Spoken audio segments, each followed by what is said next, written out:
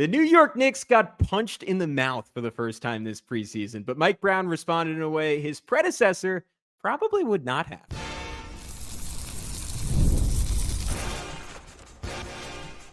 You are Locked On Knicks, your daily New York Knicks podcast, part of the Locked On Podcast Network. Your team every day. You are locked on to the New York Knicks. My name is Gavin Schall. I am a New York City native. I'm a credentialed media member that's been covering the Knicks for nearly a decade and the Saturday co-host of the Locked On NBA podcast.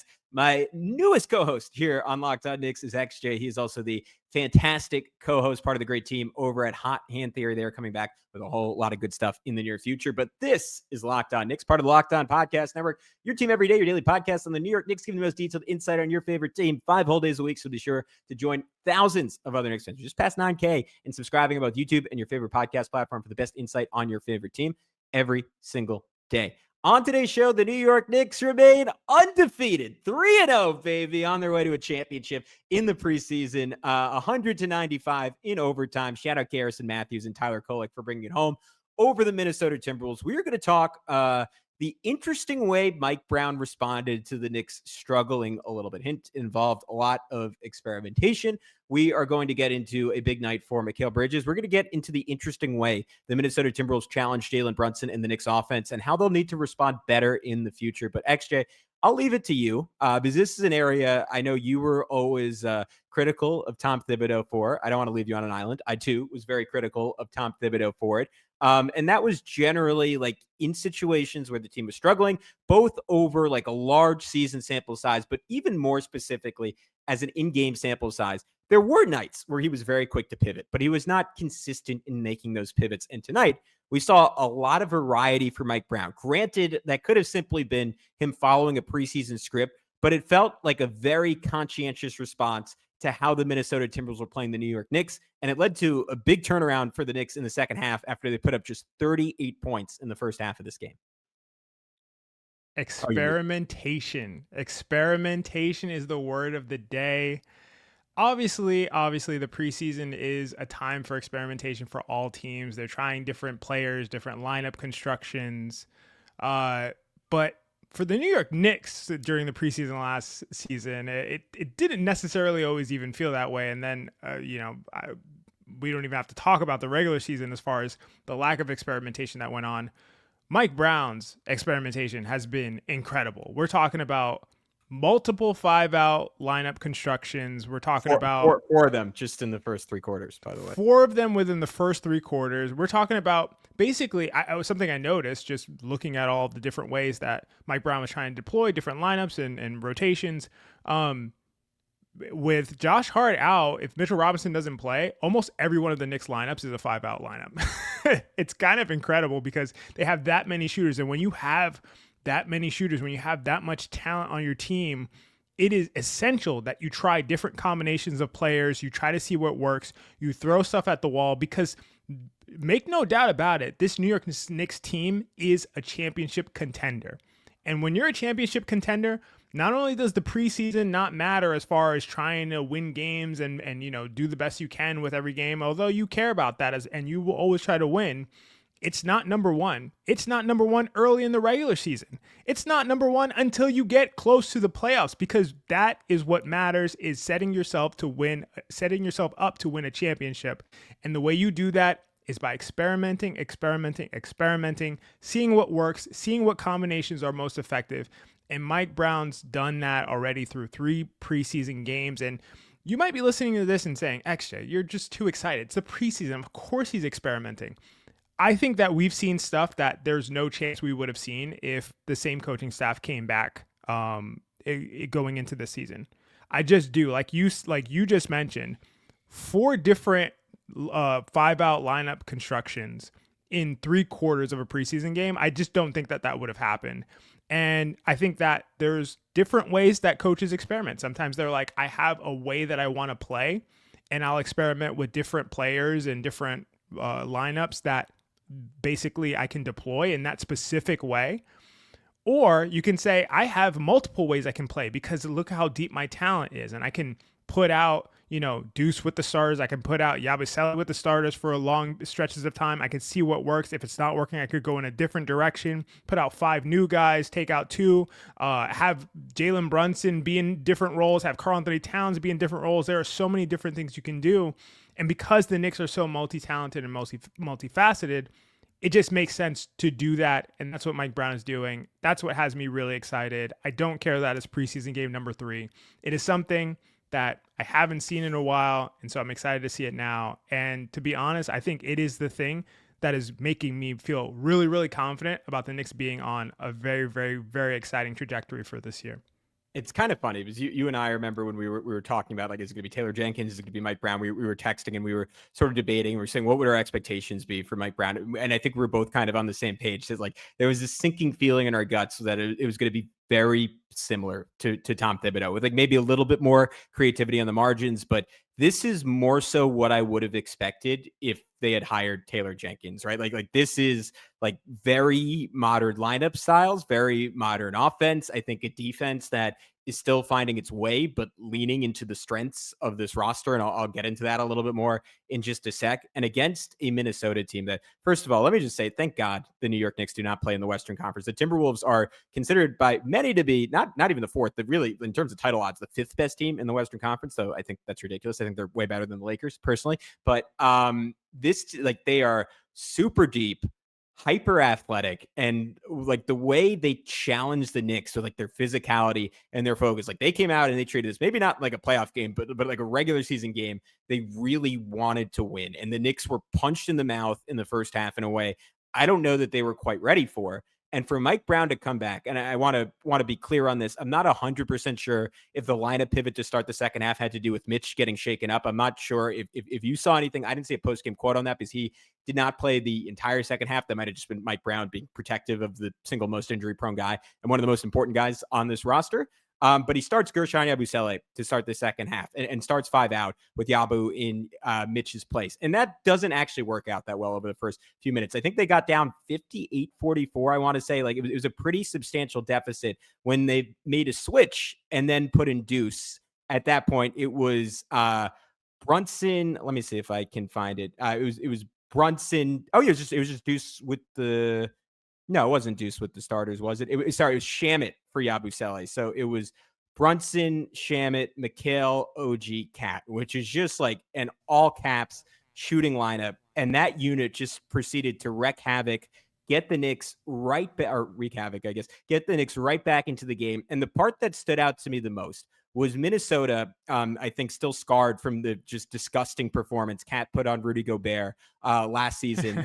And I want to say, what's Minnesota's arena? I don't know. But in Minnesota last season, they said, all right, we are going to put Julius Randle on Cat, and we are going to try to hide Rudy Gobert. Last year, at the same time in the game, that would have been Rudy Gobert and Josh Hart, and it likely would have worked incredibly well because Rudy Gobert is still the best or one of the top 2 or 3 rim protectors in the NBA, and he would have just been able to camp out at the rim. Of course, Mike Brown didn't have Josh Hart, but he goes with OG Anunoby in this alignment, and OG twice just absolutely cooks Rudy. The first one was just such a smart play by Jalen Brunson because he calls up, and the passing for JB in a game he didn't shoot well really stood out to me. We'll talk about that more, but he calls up Cat to set a screen. The whole defense is focused on that alignment, right? 2 of the 10 best offensive players in the NBA.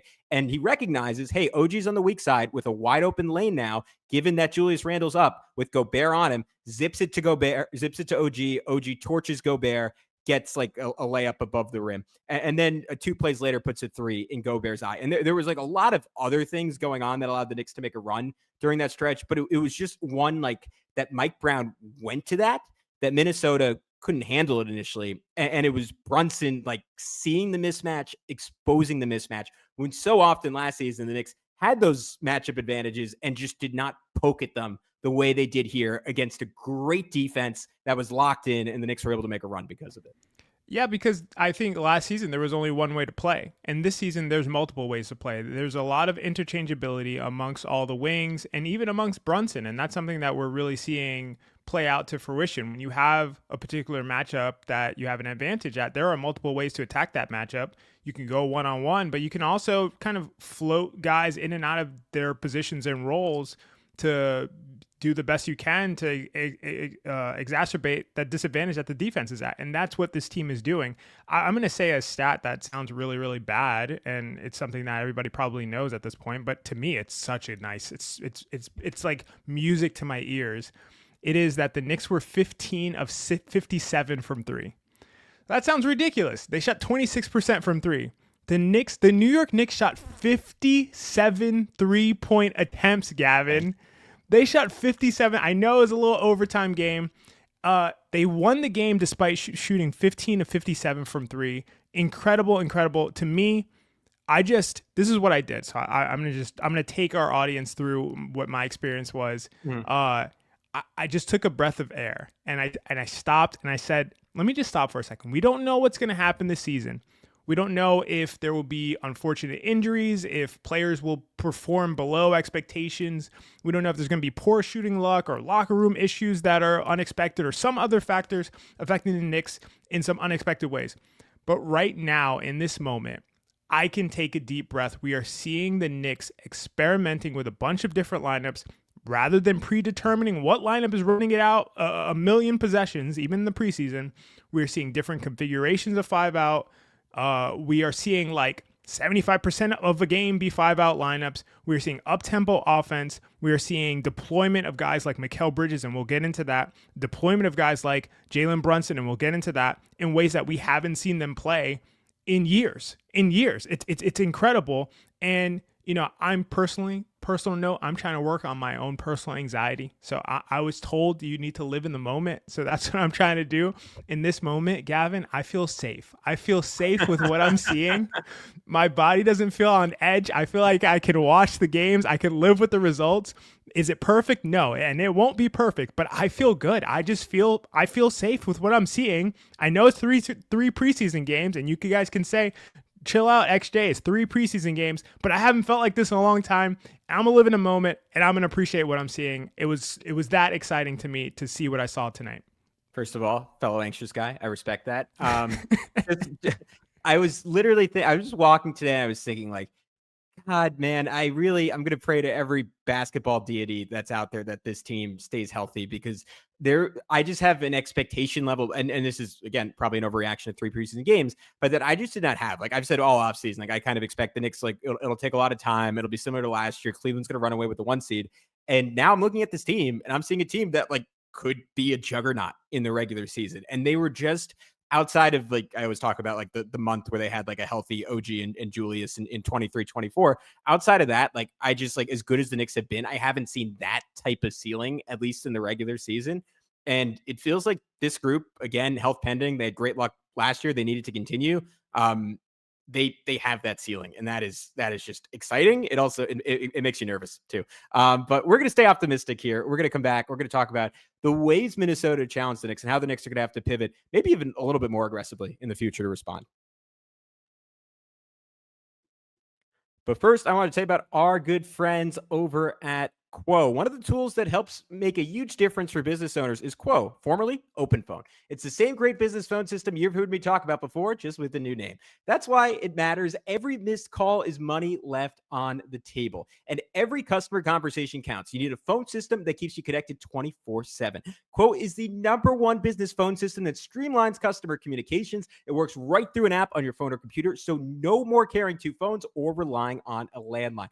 I love Quo because they let your team share one number and collaborate on calls and texts like a shared inbox, so no customers get left hanging. Their built-in AI agent is also a game changer. It can answer after-hour calls, capture leads, and keep businesses moving even when you're off the clock. Whether you're a solo operator juggling everything or part of a larger team, Quo makes it so easy to stay responsive and professional. So see why over 90,000 businesses trust Quo, formerly OpenPhone.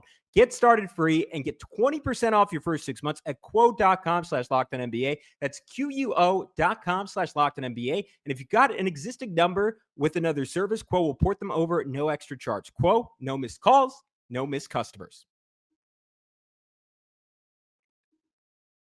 All right, what's up, guys? We are back to keep it rolling here on Locked On Knicks. Gavin Schall, XJ, breaking it down for you.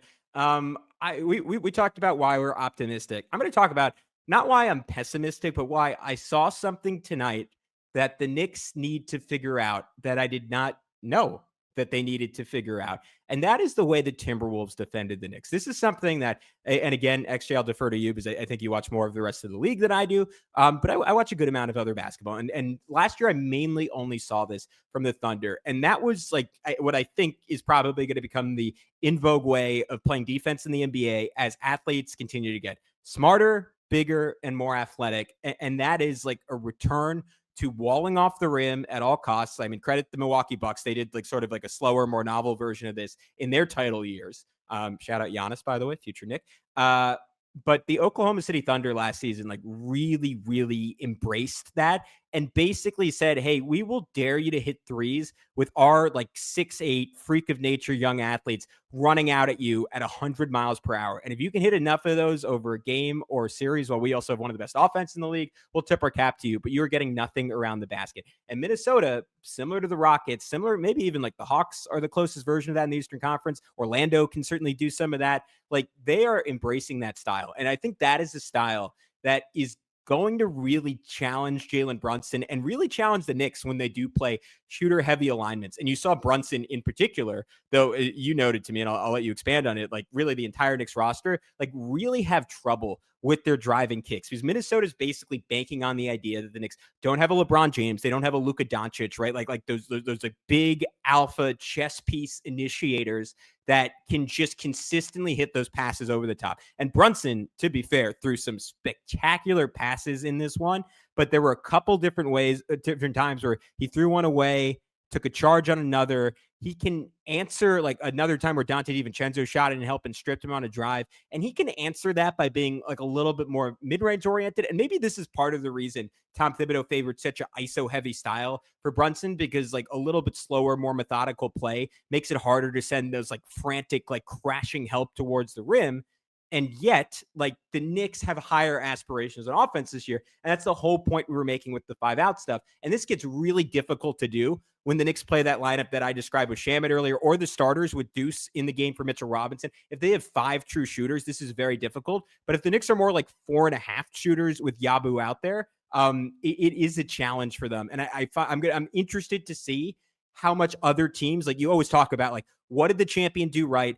How's the rest of the league going to copy them the next year? How much does this become ubiquitous over the course of the NBA? And how much does it challenge the Knicks, given that Minnesota is maybe not a uniquely athletic defense, but one of the few that can do it at this level? Yeah, you make so many great points, and you talk about kind of a trend. I think this is already underway in the NBA. I think this is already the way that defenses are starting to adjust. 2-pointers have actually been more efficient than threes in the NBA for a few seasons now. So this is based on cutting out mid-range twos and basically all inefficient twos, and 3-pointers being taken from deeper and deeper range with more contests, has basically flipped the paradigm where 2-pointers are now more efficient. And so, like you mentioned, teams are willing to live a little bit more with threes as long as they have somebody running out, flying out to contest. They're kind of okay with it. They're not okay with living with teams getting all the way to the rim and kind of finishing with no rim protector. And that's why it's so immensely valuable to lift that rim protector away from the rim, in my opinion.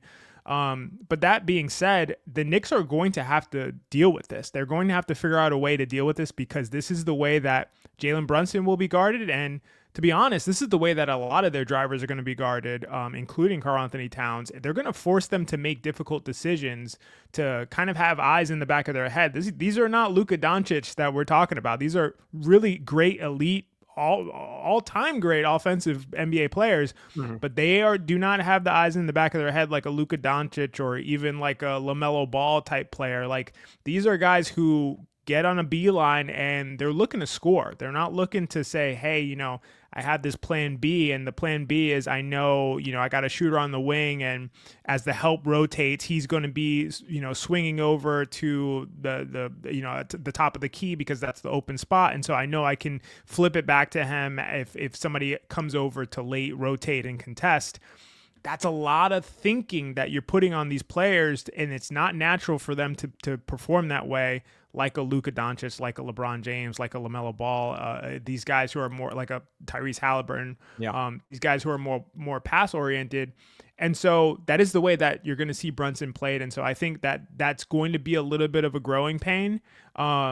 But I also think that, interestingly enough, I think that this is the way the Knicks actually played against the Celtics in the postseason a little bit as well. They kind of had these late rotations to contest Jason Tatum when he got to the rim and Jalen Brown, and you bring the help and from places where it makes the pass out that much more difficult. Like you have to know ahead of time where my shooter is, where that lane is going to be, and how I can make this pass while you're attacking basket. And this is just something that I think is going to take repetitions. And again, I do think we'll see some growing pains, especially from Jalen Brunson. I think we'll see a little bit less efficiency, a little bit higher of a turnover rate until we kind of get this kind of squared away. And so this is going to be something, I think, and you make such a great point, I think this is going to be something Knicks fans should watch out for, not panic, because I think they'll kind of get it sorted out as the season moves on. But these are not natural skills for these guys. And so NBA teams, especially a team with a defense that's disgusting like the Minnesota Timberwolves, is going to force you to do things that are uncomfortable.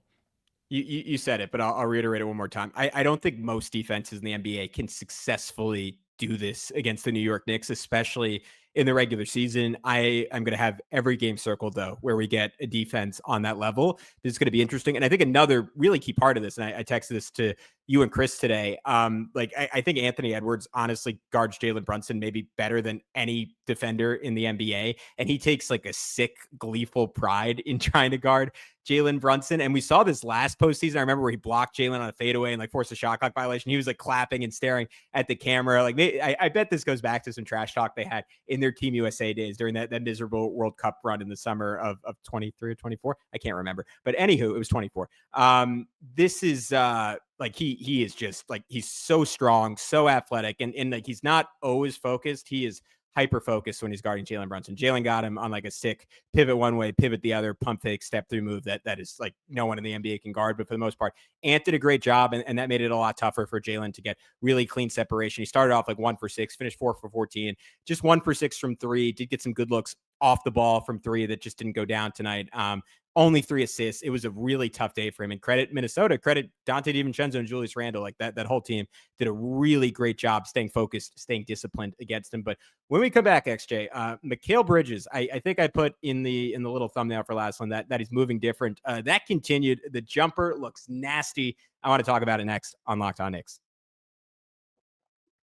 But first, we got to tell you about our good friends over at Prize Picks. This episode is brought to you by Prize Picks. Every day we make decisions, but on Prize Picks, being right can actually get you paid. Don't miss the excitement of this football season with Prize Picks, where it's good to be right. Playing Prize Picks is such a fun, simple way to add more excitement to football. You just put more or less on player projections like Josh Allen's passing yards or Saquon Barkley rushing for a touchdown, and you're in the game. I absolutely love how quick it is. You can make your lineup in under a minute. And my favorite part, Prize Picks just added stacks. So if I want to ride with a player, I can select their pass yards, rush yards, and touchdowns all in one lineup. If I did that for Jackson Dart tonight, I would have been making bank. The other great part is the new injury reboot feature. If a player leaves early and doesn't return, it won't count against you. So download the Prize Picks app today and use code LOCKEDONNBA to get $50 in lineups after you play your first $5 lineup. That's code LOCKEDONNBA for $50 in lineups after your first $5 lineup. Prize Picks, it's good to be right.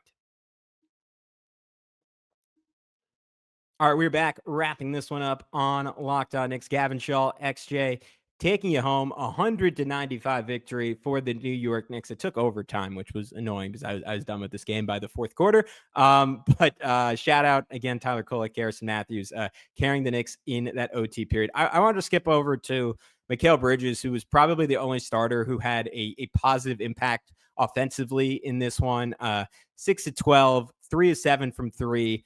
Also, just some great playmaking defensively. Finished 15 points, 4 rebounds, 3 steals. XJ, what did you see from Mikal in this game? You know how there's like always like a trade or a signing, and then the Bleacher Report will immediately be like winners and losers of the trade or the signing. Winner of the Mike Brown signing, Mikal Bridges. Yeah. Mikal Bridges is a clear winner of the signing. And I talked about earlier on a different pod about how I felt like Deuce McBride looked like the most improved Knick coming into the season. And I still believe that. I think from a personal skill development standpoint, Deuce McBride looked like he's added his handle, and he looks a lot sharper, a lot more comfortable. He looks like a better player. Mikal Bridges looks like himself. He's just being deployed in the way that Mikal Bridges should be deployed. It is so nice, and he's clearly so energized by it. I really love it. There's so many ways that they're using Mikal Bridges. I mean, even as simple as something like when he's helped Brunson bring the ball up the court in situations. Like, that is not something we'd see from Mikal Bridges. And I love the way that they're using him defensively. I like him guarding Anthony Edwards. I think that was just a necessity because OG had to guard Julius Randle. Who else is going to guard Julius Randle on this team? But I love that when he's not on the ball, when he's not on Anthony Edwards, he is in that safety role and he is getting steals. He is creating havoc. Mikal Bridges, I believe, is just a natural born playmaker defensively. Like, that's what he's for. His instincts, his obviously the ridiculous wingspan that he has, his ability to just know where, like, anticipate passes and get in lanes and use his explosiveness and his cardio and all of those things. And I feel like he's being used effectively in that way. And it's really amazing. It's creating transitions, creating turnovers, also using him in transition situations. And I think all of this compiles to add to his confidence, to add to his aggression. He's pulling up from a place where last year around this time we thought he wasn't capable of hitting the rim. Like, we were like, is he even going to be able to hit front rim from where he's shooting these shots confidently from now? We always have known Mikal Bridges has incredible touch around the rim, really anywhere from 0 to 15 feet has one of the best touches in the entire NBA. And that's been the case for several years. But when he's being deployed in this way where he gets to attack the basket, either with a head of steam, either off of cuts, either in transition, it really accentuates those abilities. And so I think that he's going to have a really high efficiency year. I love how he's now moving off the ball really, really well, creating openings and passing lanes off of other drivers and attackers, and he's able to cash in and be that kind of finisher, putting himself in really great position to help out his guys. We talked about Jalen Brunson and other guys attacking the rim, and they're being, late rotating defenders showing themselves to kind of slow them down and clog the paint. Mikal Bridges is going to be a beneficiary of that, and he's already shown that he can position himself to really cash in. And I just love every way that he's being deployed. I think it's so smart. And honestly, if Bridges can be 80% of his defensive peak that we saw in Phoenix and this kind of offensive player, this fundamentally changes what the New York Knicks ceiling looks like, because I think it's easy to forget how good Bridges is. And last year was so peculiar. You're just watching him play and you're like, this doesn't look like the same guy. What's wrong with him? Like, we can't figure it out. Is there something in his personal life? Like, we just couldn't figure it out. Yeah. And to be honest, I think it comes down to deployment. And I think he looks inspired. And Mikal Bridges, winner of the Mike Brown signing for sure. Yeah, I love that. I wrote down in my notes, like, this is the guy you trade 5 first-round picks for, and as we noted at the time, like, it wasn't because of, like, just because of who Mikal Bridges is as a vacuum. It was because on paper, like, if you were going to go for a guy who is not a perennial all-star, it felt like Mikal was just such a perfect fit and could have such, like, a multiplicative effect on both offense and defense because of the way he was just the final puzzle piece to a team. Like, the way the Knicks were built, he just made so much sense. Playmaking defensively next to OG Anunoby, operating as like a middle ground in ball movement, like catch and shoot opportunities, ISO opportunities, creation opportunities. He just, like, checks a lot of different boxes. Presumably, the guy we thought we were getting last year with no weaknesses, that you could justify that kind of pick outlay for a guy, as everyone noted, like, probably, though, if he keeps playing like this, who knows, probably was not going to make an all-star team in his time in New York. But, like, there were just a lot of flashes on both sides of the ball in this game. Like, he had just an exceptional possession, a pick and roll D, which, like, today Mike Brown said they're going to use in multiple ways. Obviously, like, he's going to be at his best off the ball. As you said, playmaking, had that pick 2 on Dante. That was just awesome. We mentioned, like, the gap help scheme is something that is really going to really favor what he can do off the ball, and getting him off the ball is the best way to go. But he does look, at least in this moment, like, better getting around screens. And as we've noted a bunch of times, it's always going to be so much easier for him when Mitchell Robinson's the big on the other end of a screening action than Karl Anthony Towns. So in this one, he gets away with like a grab on Rudy Gobert to slow down his roll. Mitch is high at the level on Anthony Edwards, right? Not making an easy pass to lob it up to a guy in Gobert who you don't want taking more than one dribble. And then Mikal fights around to poke it away from behind on Ant. That is like more playmaking help defense from Mikal, but it's mostly been off the ball that time in a screening action. That was really exciting for me. There was an offensive sequence that like just showed off his IQ, I thought, on such a high level in terms of like running and relocating. Cat got a rebound, hit ahead to Mikal. Devo gambled for a steal, didn't get to it. So Mikal probes, hits Jalen Brunson in the corner, who is Rudy on a cross match. Jalen wisely doesn't let Rudy off the hook, brings him out from the right corner to the left wing, swing to Cat, swing to a relocated Mikal Bridges, wing three, cash. And just like the catch and shoots, it feels like he is in such an exceptionally good rhythm right now. Like they're barely touching his hands before they're going up and going in. And that was like my biggest concern was like, is it possible that this guy's jump shot is just broken for the rest of his career? And at that point, you're not getting the guy you thought you were going to get. But it looked awesome. Like you referenced it, but he hit a right wing three in the third quarter that was at least a few feet behind the arc, hit a corner three, like while moving out of bounds off a Landry Shamet driving kick. Like these were shots that he was, to your point, he was just not even thinking about attempting last season. So all of it's really good. I hope it keeps up. Obviously, he's a guy that can get in his own head in a bad way a little bit, but it feels like Mike Brown has made such an effort, like first of all, to get to know him this offseason and like get him on board and get him back bought in. And now he's clearly making an effort on the court to make him look good. And to me, that is going to carry through. And to your point, it just makes the Knicks a completely different basketball team. Yeah, those are all great points and great, very specific moments that are just exemplifying what we're seeing out of Mikal Bridges so far in this preseason. And yeah, I like you said it, and I agree. And I think I said it too. Like, I just think this elevates the Knicks ceiling so high because you're getting a guy who you can justify that trade, that haul that even at the time I said, man, I don't know about that value exchange. I understand it theoretically in terms of what you could potentially get out of him, but the value exchange is tough to justify. If you get this maximally deployed Mikal Bridges, this level of engaged, he doesn't always have to hit shots to this extent, but just this level of engaged on both ends of the court, that's when you can justify and say, hey, that trade made a lot of sense because guess what? It took a team that was really good and that would be really good to a team that looks like now they have all the tools to potentially push for an NBA title this season. So if you're going to win a title, any trade's justified. So I'm so excited about what I'm seeing from Bridges and hopefully it continues. We're happy with the Knicks. They're 3-0. XJ, I'm happy to have you as a co-host. This was a blast. We will talk to you all over the weekend, at least one episode, maybe two episodes, and then a whole bunch of good stuff next week here on Locked On Knicks.